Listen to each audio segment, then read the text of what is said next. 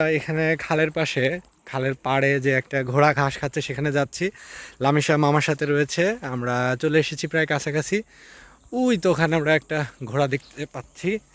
So মামা, let's go, চলো ওই হর্সের কাছে যাই। ওই যে দূরে ওখানে একটা হর্স, তো ওখানে যে ঘোড়াটা রয়েছে সেই ঘোড়াকে আমরা কাছ থেকে দেখব। দূর থেকে আমরা দেখতে পেলাম যে ওখানে একটা ঘোড়া রয়েছে, তো ঘোড়াটি কাছ থেকে আমরা দেখব এখন। হ্যাঁ, এই যে আমরা এখানে অনেক কিছুই দেখলাম। এই যে আমরা এখন এসেছি ঘোড়ার কাছে। হ্যাঁ, মাছ দেখলাম, জীবন্ত মাছ দেখলাম, তাজা পুঁটি মাছ ধরে রাখা হয়েছে। আর এই যে ঘোড়া দেখুন, ঘোড়া কিন্তু অনেক শক্তিশালী একটা প্রাণী। বলা হয় horse is a strong animal, অনেক শক্তিশালী, পেশিবহুল, মাস্কুলার একটা অ্যানিমাল।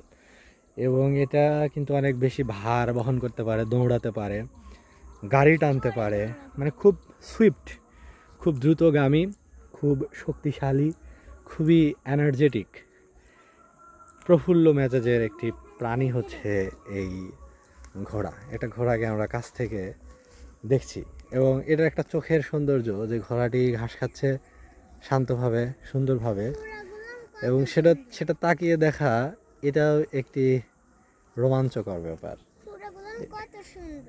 হ্যাঁ, ওর কিন্তু খুড়া দেখেন, যে হর্সের যে খুড়াটা রয়েছে, এর খুড়াটাও কিন্তু অনেক সুন্দর কাঠামোতে বিন্যস্ত, এবং ওর যে এই যে ওর যে ফার বা লোম, সেই লোমটা কত সুন্দরভাবে কেটে দেওয়া হয়েছে। এবং ওর শরীরটা কিন্তু চর্বিহীন কিন্তু পেশিবহুল, মানে চর্বি নেই কিন্তু অনেক বেশি মাসল রয়েছে। এই জন্যই কিন্তু ও অনেক বেশি সুইফট, দ্রুতগামী, জোরে দৌড়াতে পারে এবং অনেক সুন্দর। তাই না মামা? আসলে হর্সটা কেমন মামা? তোমার হর্সটা দেখে কি ভালো লাগছে? হ্যাঁ, আমার ঘোড়া পছন্দ।